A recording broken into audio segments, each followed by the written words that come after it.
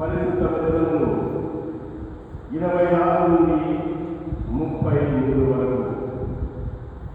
ఆ కాలంలో యేసు శిష్యులకు సమూహములతో ఇది చెప్పెను. కాబట్టి మనుషులకు భయపడకుడు, దాచబడినది ఏది బయలుపడకపోదు, రహస్యమైనది ఏది బట్టబయలు కాకపోదు. చీకటిలో నేను మీకు బోధించు ఈ విషయం వల్ల మీరు వెలుగులో బోధింపుడు.